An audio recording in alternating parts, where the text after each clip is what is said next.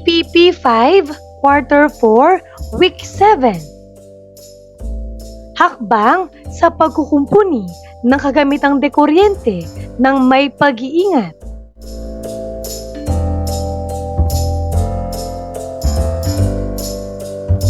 Revised K-12 curriculum with me, Teacher KMT.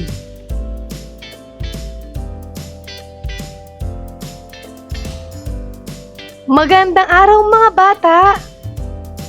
Ngayon ay pag-aaralan natin ang tungkol sa hakbang sa pagkukumpuni ng kagamitang dekuryente ng may pag-iingat.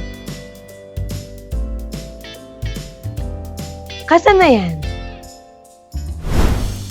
Pagkukumpuni ng mga kagamitang dekuryente ng may pag-iingat. Unang araw. Maikling balik-aral. Mga gabay na tanong. Una, ano-anong sirang kagamitan na yari sa metal ang inyo nang nakumpuni? Pangalawa, ano-ano ang mga hakbang na inyong ginawa upang kumpunihin ang sirang kagamitan na ito? Nakakatulong ba ng maayos ang mga hakbang na tinalakay sa iyong pagkukumpuni? Kung mabibigyan ka ng pagkakataon na magkumpuni ng sirang kagamitan na yari sa metal, handa ka bang gawin ito? Ipaliwanag ang iyong sagot.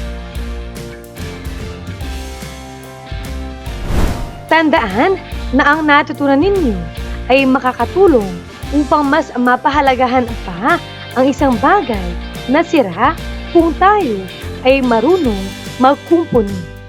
At palaging tandaan na sa bawat paggawa ay alalahanin ang kaligtasan.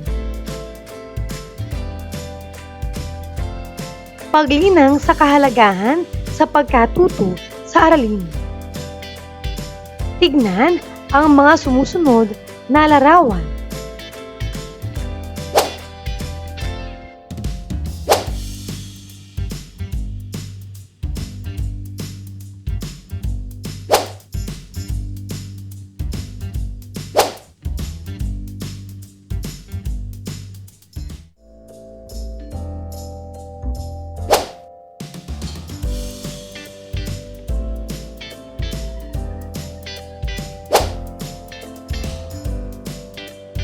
Ang mga larawan sa itaas ay paggamit ng mga kasangkapan o aparato na nangangailangan ng elektrisidad o kuryente. Ang elektrisidad ay isang anyo ng enerhiya. Hindi man ito nakikita, pero matutunghayan ito sa mga pinapatakbong mga bagay o kagamitan. Sagutin ang mga katanungan. Una, anong klaseng aparato o kasangkapan ang nakikita ninyo sa tahanan ang ginagamitan ng elektrisidad? Saan at paano ito ginagamit?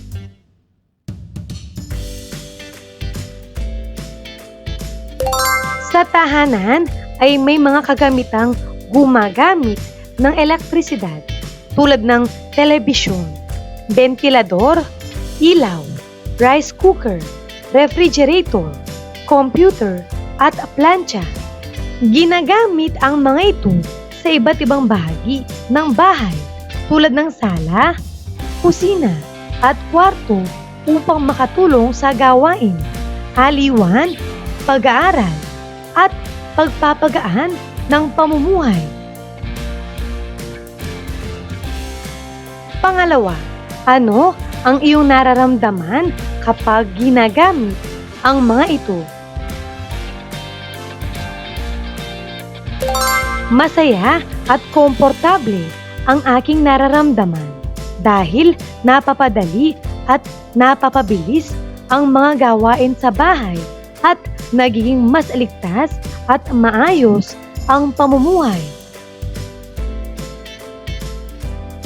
Kapag ang isang kagamitang dekuryente ay nasisira, ano ang iyong ginagawa? Bakit ito ang iyong ginagawa? Kapag nasisira ang kagamitang dekuryente, pinapatay at inaalis ko muna sa saksakan at ipinapaalam sa magulang o ipinapagawa sa marunong magkumpuni. Ginagawa ko ito upang maiwasan ang aksidente at masira pa lalo ang kagamitan. Naniniwala tayo na mahalaga ang paggamit ng mga dekuryenteng kagamitan dahil napapadali nito ang ating pang-araw-araw na gawain. Ngunit, paano kung masira ang isang kagamitang dekuryente? Ano ang iyong gagawin? Sa araw na ito ay tatalakayin natin ang mga hakbang sa pagkukumpuni ng mga kagamitang dekuryente ng may pag-iingat.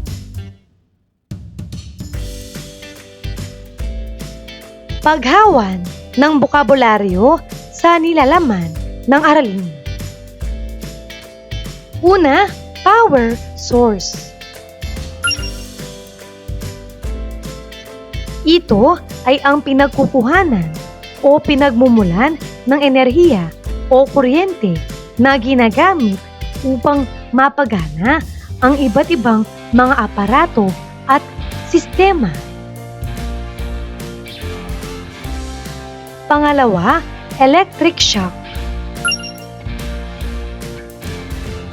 Ito ay ang pagkakaroon ng maikling pagdurusang pisikal o pinsala sa katawan ng tao dahil sa pagdaloy ng elektrisidad. Ito ay maaaring mangyari kapag ang tao ay na-expose sa kuryente. Pangatlo, screw o fastener.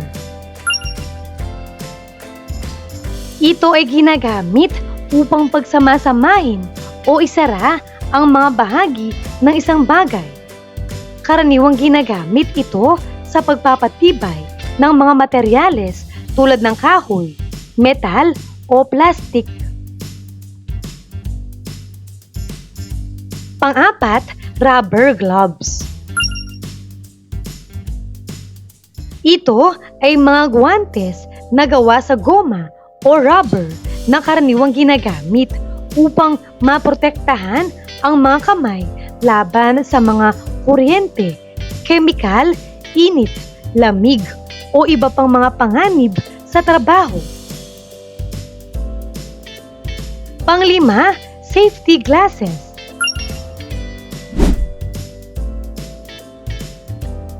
Ito ay mga gamit na idinisenyo upang maprotektahan ang mga mata laban sa mga panganib sa trabaho o iba pang aktibidad. Pang-anim, aparato. Ito ay isang kagamitang mechanical, elektroniko o electrical na ginagamit upang magampanan ang isang partikular na tungkulin o gawain. Unang aralin, hakbang sa pagkukumpuni ng kagamitang dekuryente ng may pag-iingat. Pagproseso ng pag-unawa. Paano to? Piliin ang letra ng tamang sagot. Una, ano ang pangalawang hakbang na dapat mong gawin bago simulan ang pagkukumpuni ng anumang electrical appliance? A. Pagsuri at pag-unplug. B. Paglilinis. C. Pag-alis at pagsasaayos ng mga bahagi. Ito ay B. Paglilinis. Pangalawa, paano mo matutukoy ang sanhi ng sirang electric outlet? A. Pagsusuri at pagsubok. B.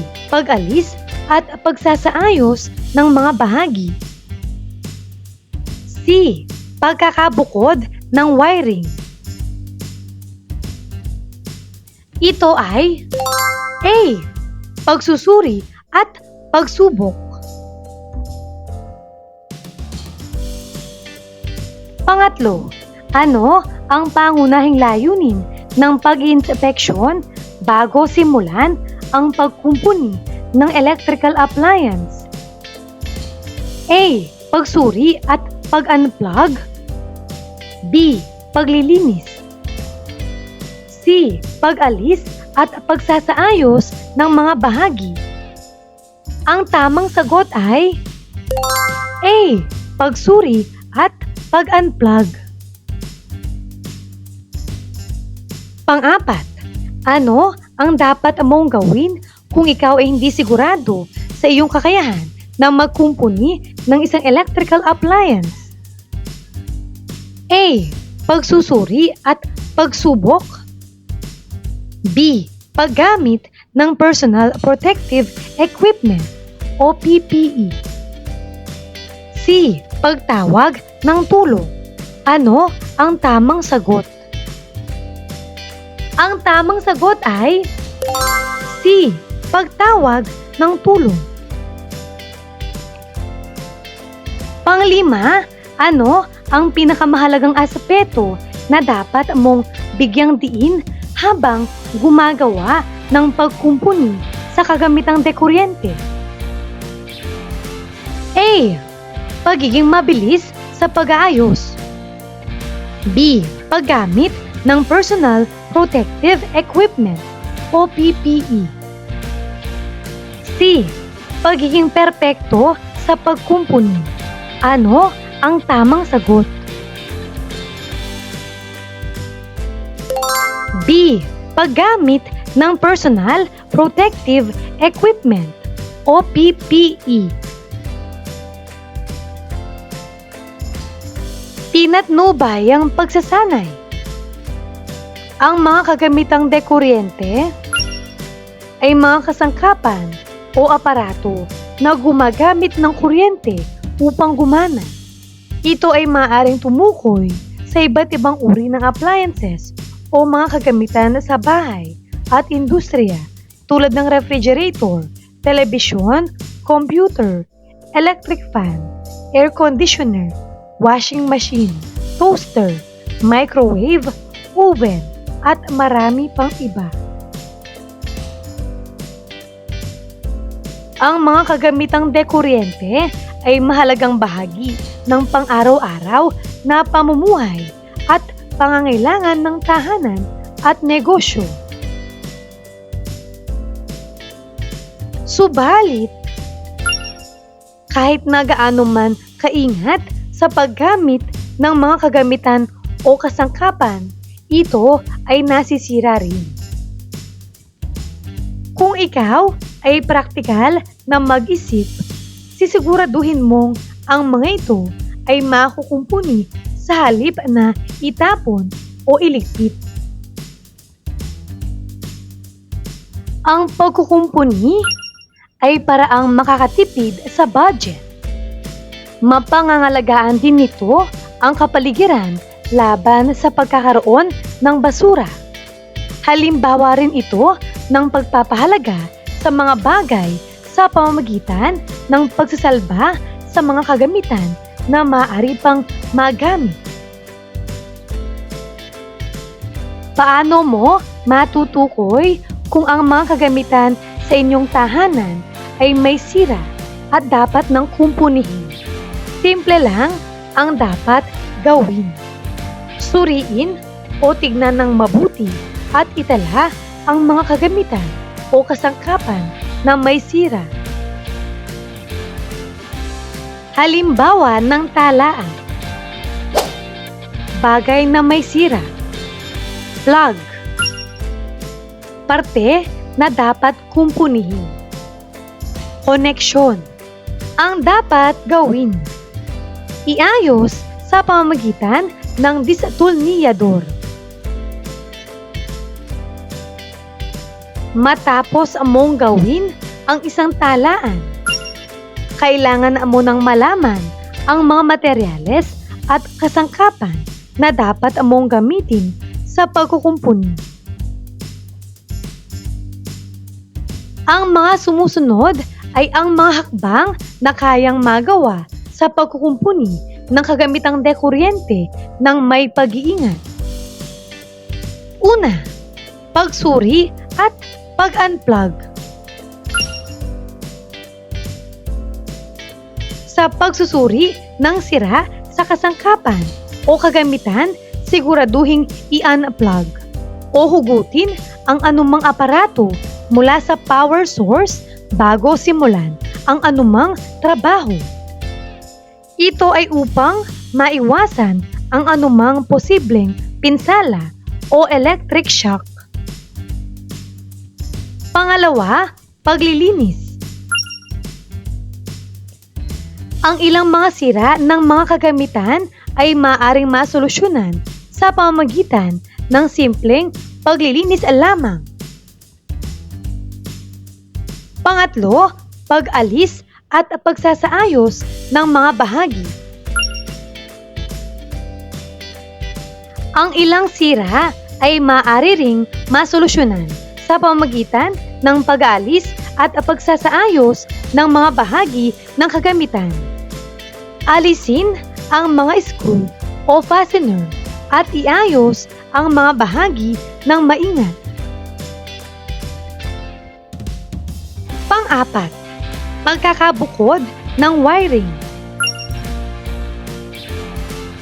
Kapag ang problema ay may kaugnayan sa wiring, pagbukurin o paghiwalayin ang mga wire ng maayos at tandaan kung paano ito muling pagdurugtungin sa tamang paraan. Sa bawat hakbang ng pagkukumpuni, siguraduhin patuloy itong maipa-plug sa power source para sa mga hakbang na nangangailangan ng kuryente at i-unplug naman kapag hindi kinakailangan. Panglima, pagsusuri at pagsubok. Pagkatapos ng mga hakbang sa pagkukumpuni, magpatuloy sa pagsusuri at pagsubok ng kagamitan bago ito gamitin muli upang matiyak na ito ay gumagana ng wasto at ligtas. Pang-anim, paggamit ng personal protective equipment o PPE. Magsuot ng tamang PPE tulad ng rubber gloves at safety glasses upang maprotektahan ang sarili laban sa electrical shock at iba pang mga panganib habang nagkukumpuni. Pang-pito, pagsubok bago gamitin. Matapos ang pagkukumpuni, gawin ang kinakailangang mga pagsusuri at pagsubok bago gamitin muli ang aparato o kagamitan upang tiyakin na ito ay gumagana ng wasto at ligtas.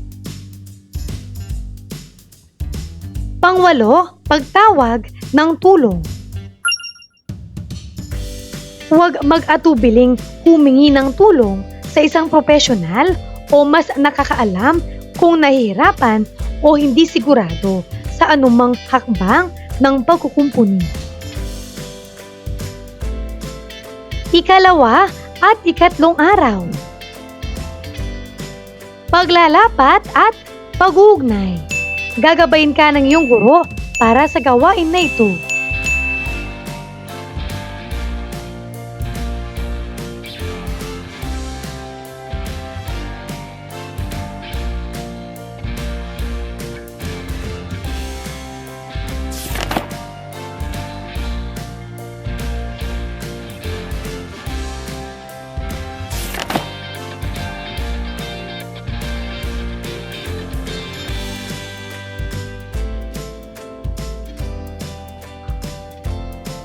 Ika-4 na araw. Gagabayin ka ng iyong guro para sa gawain na ito.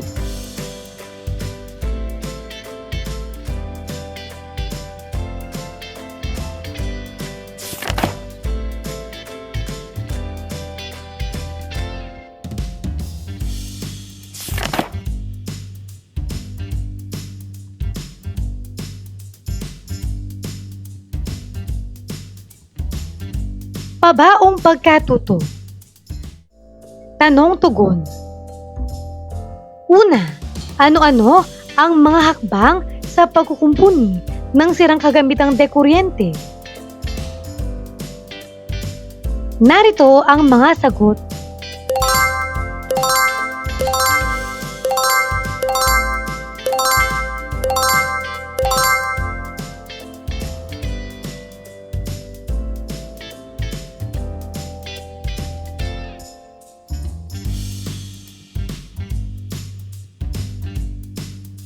Pangalawa, sa hakbang na iyong natutunan, ano ang pinakamadali at mahirap gawin? Narito ang halimbawang sagot.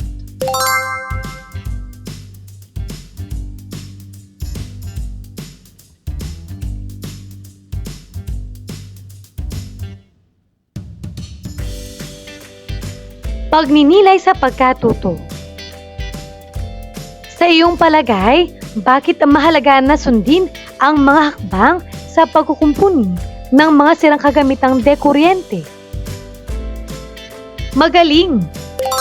Mahalaga na sundin ang mga hakbang sa pagkukumpuni ng mga sirang kagamitang dekuryente upang maiwasan ang aksidente tulad ng pagkakuryente o sunog. Matiyak ang kaligtasan ng gumagawa at masigurong maayos at ligtas ang paggamit ng kagamitan pagkatapos itong kumpunihin. Pagsusulit. Paano to? Pagsunod-sunurin ang hakbang sa pagkukumpuni sa sirang dekuryenteng kagamitan. Isulat sapat lang ang letrang A hanggang H bilang batayan ng pagkasunod ng hakbang. Pagsuri at pag-unplug. Pag-alis at pagsasaayos ng mga bahagi. Pagsusuri at pagsubok. Pagsubok bago gamitin. Paglilinis. Pagkakabukod ng wiring. Paggamit ng Personal Protective Equipment o PPE. Pagtawag ng tulong. Ano ang mga tamang sagot?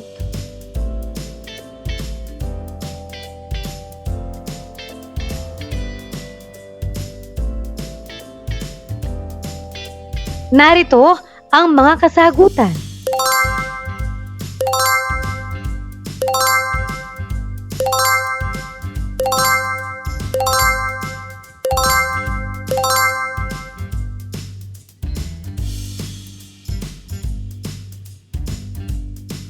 Mahusay mga bata!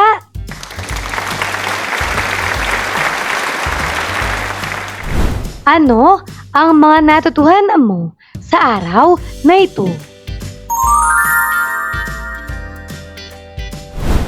Ngayong araw na ito, natutuhan ko ang tungkol sa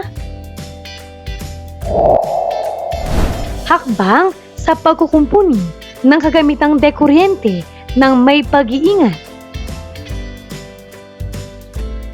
Maraming salamat sa pakikinig mga bata. Sana ay may natutuhan kayo. Huwag mong kalimutan, pindutin ang like, share, at subscribe.